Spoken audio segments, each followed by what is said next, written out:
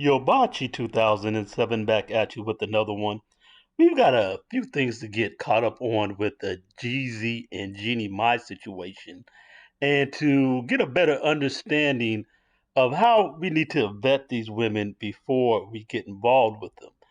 Let's start with this piece of video from the Jennifer Hudson show this week with Jeannie Mai talking about how she found out she was getting divorced. Jeannie, things are different from the last time you were here. Some unexpected news broke about your marriage.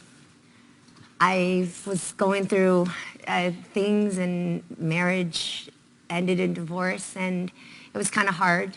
So yeah, it's what I'm dealing with day by day, you know. And how are you doing now?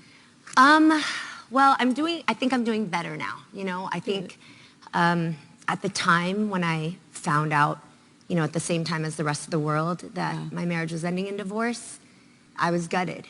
So yeah, today it's about picking up the pieces. It's about discovering me and being a mom to the best blessing in my life, my little girl. You know? Accentuating the positive Absolutely. and the beauty in I life. think even though this year I met the most broken version of me, I also met the strongest version of me. I love today. how you said that. That's going to empower so many. Yeah. Jeannie. This year I met the most broken version of me, and that's going to be the best version of me, or whatever she said specifically. Jennifer thinks that's empowering. I think that's pointless babble. Just more pop psychology fluff talk that women use to cope and to self aggrandize instead of dealing with substance. As you can see here in some of the video titles where we've been covering Jeezy and Jeannie Mai, and where we've talked about how broken she's been throughout her life, but supposedly now she's broken and she's repairing herself and she's just going to love herself more. And now she's discovering herself when she supposedly already did that with coming to terms with her mom and going through her molestation and not talking to her mom for 8 years because she was so broken then, and she was so broken through her first marriage, and she's been doing all this healing all this time that women talk about, but yet now she's her most broken at her big old age of 42, and now she's discovering who she is and loving herself more. It's a bunch of self-cope, fluff, and babble. That's all it is. But while Jeannie loves herself more, can you love that like button more? Like, subscribe, hit the notification bell as well so that you can make sure videos are getting surfaced to you. If you go ahead and like us up, we're going to return right back to the program. Now, let's listen to this about how Jeezy Jeannie actually, okay, let me get it correct. Jeezy was saying about how Jeannie is gatekeeping their daughter from them. We wanted to start off with that first clip about her talking about how she's supposedly blindsided, right, by the marriage disillusion, but she may not have known that he was filing that particular day, but it's crap that she was just gutted and blindsided. She knew they had problems. She knew they had issues. But listen to what she claims there, and then let's see what she's doing now. So it goes from, oh, I'm gutted, I'm hurt. She won't leave Jeezy's house in Atlanta initially. She wouldn't move out of his house.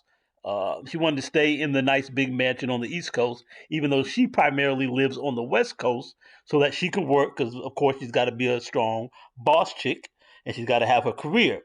But now, let's hear about how she's gatekeeping and keeping his child from him, as women are typical to do when they're big, mad, and bitter.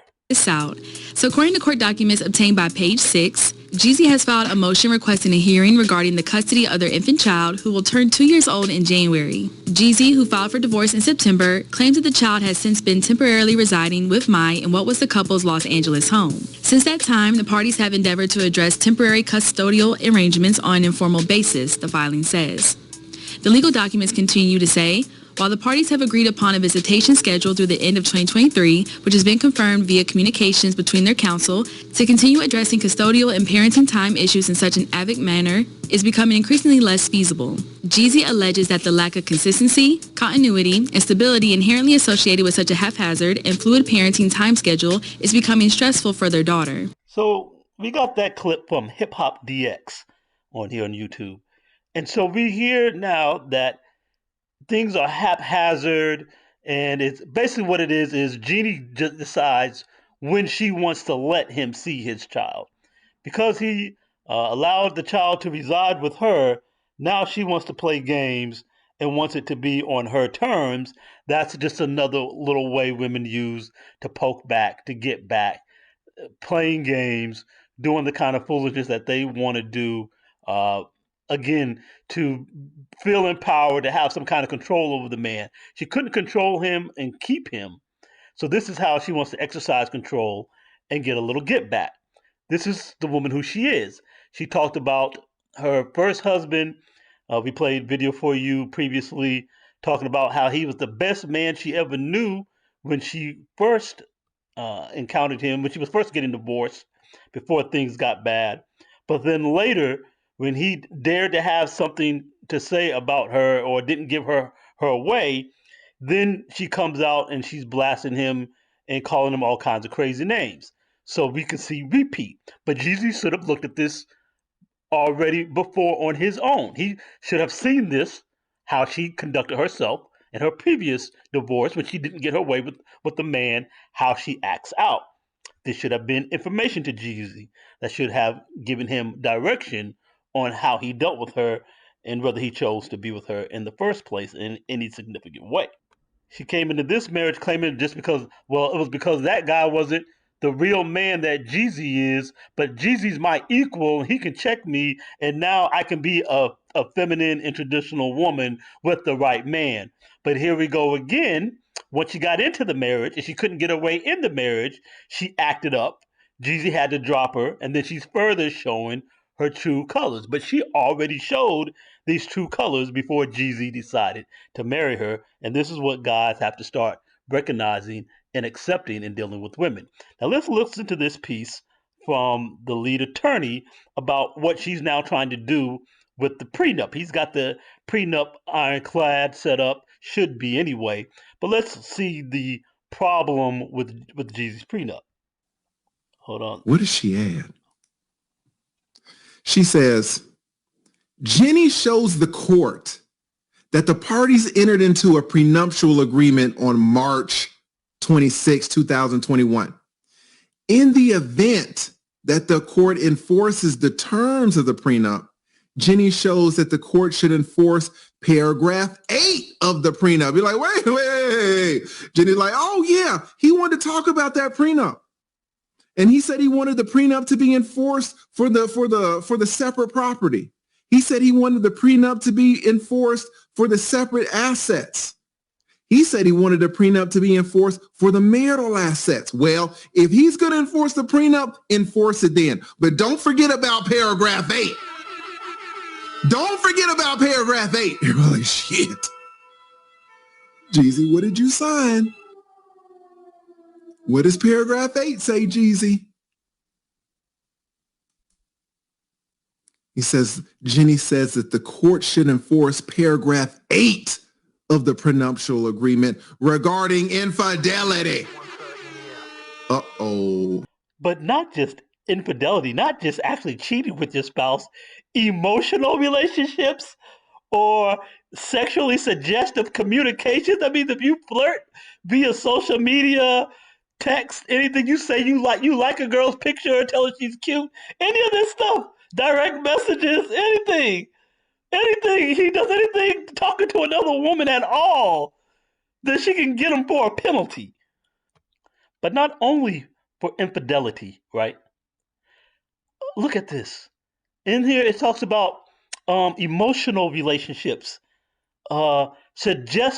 sexually suggestive communications. So if you ever flirt with a woman, if you send a DM, a text message, you comment on her social media that she looks cute in that outfit, that is grounds for a financial penalty against Jeezy. On top of that, lead attorney pointed out that they signed this on March 26th and then got married on the 27th. It's like Jeezy was so eager to marry this chick, he agreed just to sign any crazy stuff. I mean, who was his lawyer? If his lawyer didn't tell him you absolutely do not sign this, his lawyer is a garbage lawyer. And if his lawyer told him and he did it anyway, That just further goes to show that Jeezy was acting from a position of complete weakness. He accepted any weak terms and let her wait till the last minute. Where if you get married right before you sign a prenup right before your marriage, the woman can come back and say this was all under duress and possibly get it thrown out.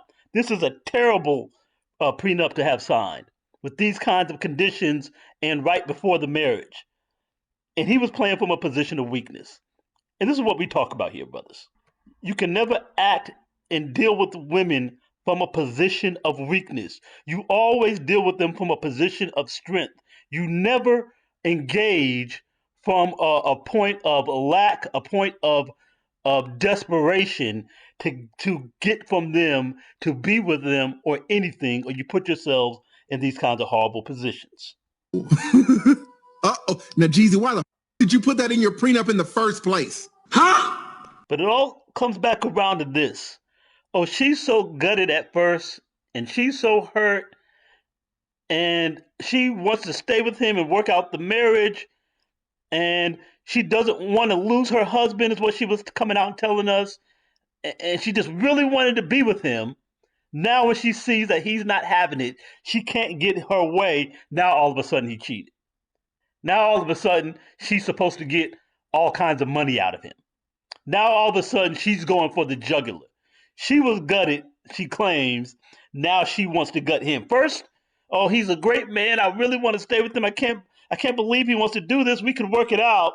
But what she can't get her way is to go for the jugular. Because that's who she always was. And that's who she always showed herself to be. And Jesus should have known and understood this and operated accordingly, instead of he operated from a position of weakness and apparent desperation. For what reason, I don't know, for this chick. Yo, Bachi 2007, like me up, subscribe, hit the notification bell. We're out.